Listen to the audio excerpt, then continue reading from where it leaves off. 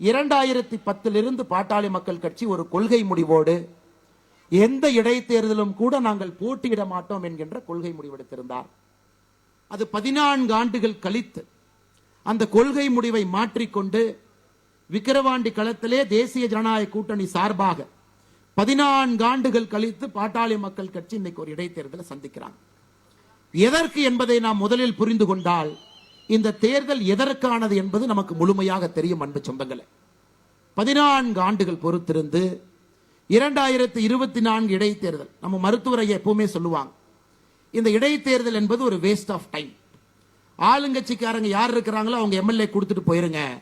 காரணம், இடைத்தேர்தல் என்று சொன்னாலே அது பணம் தான். இடைத்தேர்தல் என்று சொன்னாலே மக்களை விலைக்கு வாங்கறதுக்கு முயற்சிப்பாங்க. இடைத்தேர்தல் என்று சொன்னாலே ஜனநாயகத்தை கேவலப்படுத்துவாங்க. ஆனால் இடைத்தேர்தலில் போட்டியிடாமல் இருப்பது நல்லதுன்னு மருத்துவர் ஐயா சொன்னாங்க. ஆனா இன்னைக்கு மருத்துவர் ஐயா 14 ஆண்டுகள் கழித்து களத்துக்கு வர வேண்டிய காரணம் என்ன? காரணம், ஒரு ஆட்சி எப்படி இருக்கக்கூடாது என்பதற்கு உதாரணமாக ஒரு ஆட்சி இங்கே நடந்து கொண்டிருக்கிறது. எதற்காக மருத்துவர் ஐயா தன்னுடைய உயிரை கொடுத்து வாழ்ந்து கொண்டிருக்கின்றார்களோ, மது இருக்கக்கூடாது என்று வாழ்ந்து கொண்டிருக்கின்றார்களோ, அது ஆறாக ஓடிக்கொண்டிருக்கிறது. 65 பேர் இந்தியாவினுடைய எந்த மாநிலத்திலும் கூட சமீப காலத்தில் கள்ளச்சாராயத்தை அறிந்து இறந்ததாக நாம் பார்க்கலை. ஆனா தமிழகத்தில் 65 பேர் இறந்திருக்கிறாங்க. 23 பேருக்கு முழுவதுமாக கண் பார்வை இல்லை. இந்த அவலத்தை எல்லாம் பார்த்து கொண்டிருக்கின்றோம்.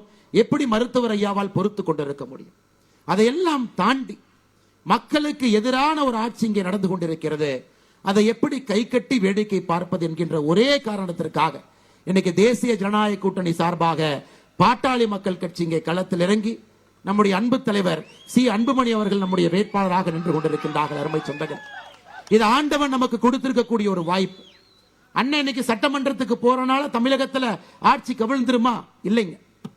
சி அன்புமணி அண்ணன் அவர்கள் இன்னும் ஒரு 15 நாட்கள்ல சட்டமன்றத்துக்குள்ள போனா தமிழகத்தினுடைய அரசியல் வரலாறு மாறுமா? மாறும். இதற்காகத்தான் இந்த தேர்தல் ஒரு சரித்திர முக்கியத்துவம் வாய்ந்த ஒரு தேர்தல். இன்னைக்கு திமுக என்கின்ற இந்த கட்சி எப்படி ஆட்சி பண்றாங்க? இதை சாமி விவேகானந்த அவர்கள் பல ஆண்டுகளுக்கு முன்பு சொல்லியிருப்பார். ஒரு குரங்கு, அந்த குரங்கே தன்னிலை மறந்து இருக்கக்கூடிய ஒரு குரங்கு மரத்து மேல ஏறி இருக்கு. அந்த குரங்கு மரத்தின் மீது அமர்ந்திருக்கும் பொழுது ஒரு தேல் அந்த குரங்கை கடிச்சு வச்சிருது. யோசிச்சு பாருங்க, ஒரு தேல் ஒரு குரங்கை கடிச்சு வச்சா அந்த குரங்கு எப்படி இருக்கும்? அதுக்கப்புறம் அந்த குரங்கு கல்லை குடிக்குது.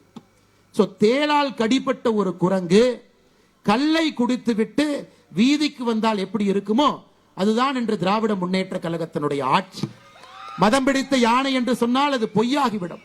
அதிகார பலத்தை வைத்துக் கொண்டு நான் என்ன வேண்டுமானாலும் செய்வேன், யாரும் என்னை கேள்வி கேட்க மாட்டார்கள். ஜனநாயகத்தில் தேர்தல் வரும் பொழுது பணம் கொடுத்து விலைக்கு வாங்கி விடுவேன். ஜனநாயகத்தையே ஒரு புதைகுழியில் நான் புதைப்பேன்.